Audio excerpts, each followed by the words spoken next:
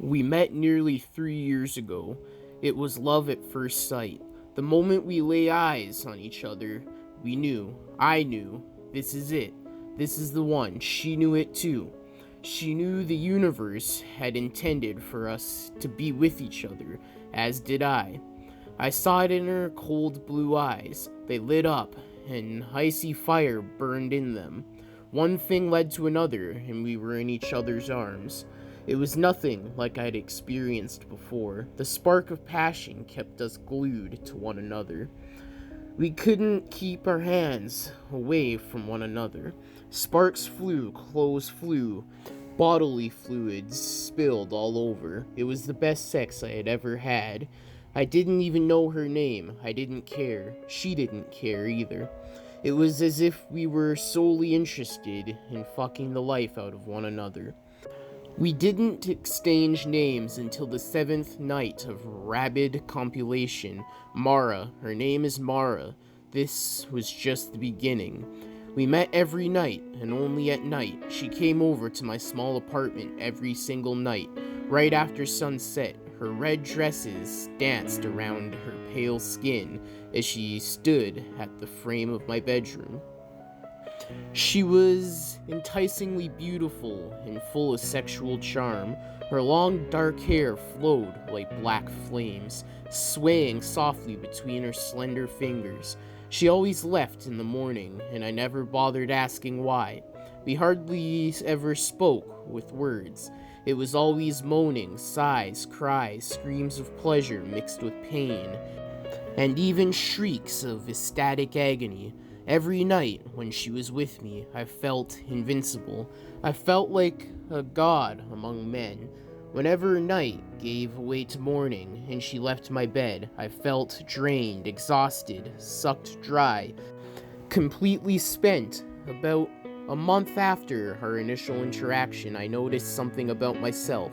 A cough. It wouldn't go away. During the day, I'd suffer from terrible bouts of coughing. It was painful, violent. My bronchioles and lungs would crack and rasp because of an assault by a mysterious irritant. When Mara would come for another round of lovemaking, though, the coughing would disappear, and I'd feel this Herculean strength and vigor once more. Over time, my cough got worse. Dry coughing turned wet and mucosal. Fatigue took over my days. I became constantly exhausted, beyond what was normal for me. Too lethargic to get out of bed. I'd gas out doing nothing. Dizziness and fevers started taking control of my daily routines. My appetite had all but disappeared. I barely ate. I barely did anything. My body was slowly consuming itself from the inside. None of that persisted with nightfall. I started living slowly for the nights. Mara would come and take me to a world full of ecstasy. The moment her icy hands ran across my chest, a fire burned inside of my heart, igniting my life. Her lust was keeping me alive. Her lust was keeping me sane. The feeling of her saliva traveling down my pipes is exhilarating. The thrill I get whenever our bodies connect.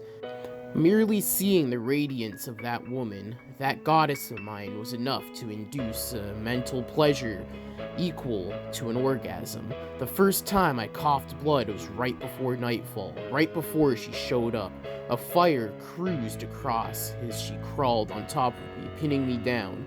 Her eyes interlocked with mine, and she licked the fresh blood right off my dry lips. Oh God, the feeling that gave me. Incredible. A mixture of ice and fire. Terrible cracking pain in my chest. Mind-bending orgasmic sensation down below. As time passed, I became consumed by my illness. I became a pathetic husk of a man whenever my woman, Mara, wasn't around. A blood-spitting parody of Prometheus chained to his bed, punished by God for his sinful love of the angelic being. In her presence, I am hypnosis personified, however. I am nearly completely immobile when the rays of the sun violate the sanctity of my room.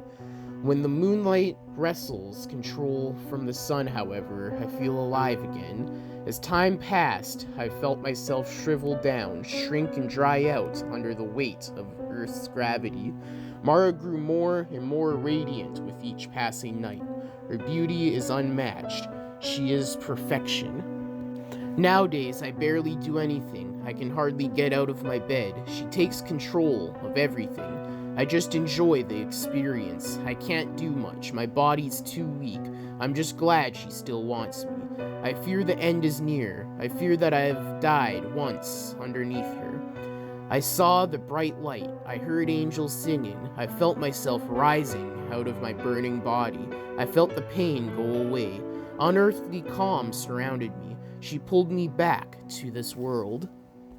Coming back down hurt so badly I screamed, as if some sort of malevolent force was trying to tear my heart out. I thrashed and writhed beneath Mara, overcome by the infernal agony that burned my torso.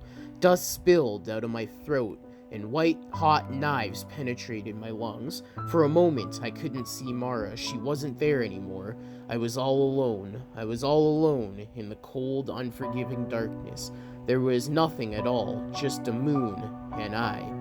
My chest seized up as I pulled myself into a sitting position, calling out my lover's name. A lump grew at the base of my neck, slowly suffocating me before forcing itself out of my mouth. A bloody lump of mucosal matter. Fear slowly replaced the pain. A paralyzing thunderbolt traveled across every nerve. It had paralyzed me as my heartbeat sounded more and more like demon drums pounding inside my head. I felt the urge to scream Mara's name into the abyss, but only a gurgle came out. I fell to my bed as the chills of my feverish muscles released me from the paralyzing effects of my paranoia. My eyes felt heavy, so I closed them. My mind started going blank. Everything was turning completely dark and cold, as if I was falling into a black hole. It wasn't the feeling of falling asleep. There was something different about it, something darker. Another taste of the Grim Reaper, perhaps. The pleasant sensation of her cold skin rubbing up against my burning body creased my mind. I let out a sigh of relief. I was so sore to even open my eyes to look at her. I was just glad my angelic lover was back. Her presence washed away all the pain and all the torment. She had replaced all of that with heavenly orgasmic pleasure the moment I felt her force me inside of her again. Her love is truly to die for. Hey guys, thank you for listening to today's Creepypasta, and I hope you enjoyed. I do have a podcast called The Murder House Radio Show. Check it out. The link will be in the description below. It is a true crime podcast. But if you did like, comment, subscribe, and share for more. Hit the bell notification when you subscribe and select all to get all notifications whenever I upload. I upload new videos on Mondays, Wednesdays, and Fridays. Now, all the long episodes and full series of creepypastas are on all major podcasting platforms under the name Deadly_Zone_Narrations. There will also be a link for it in the description. Also, go follow all the social media accounts. They are in the description below. I do have a subreddit called Deadly Narrations. The link will be in the description. Also, in the description below are the sources to the creepypasta and the music used, so go check those out. Let me know what creepypasta you'd like to hear next, or if you have your own you would like me to narrate. Or, if you have a creepypasta series you would like to hear, send them to me on any of the social medias, in the DMs, or to my email address, which is also in the description. Or leave them in the comments below. Also, in the description below is the author's social medias if they have any listed. But that's it for today's creepypasta. I hope you enjoyed.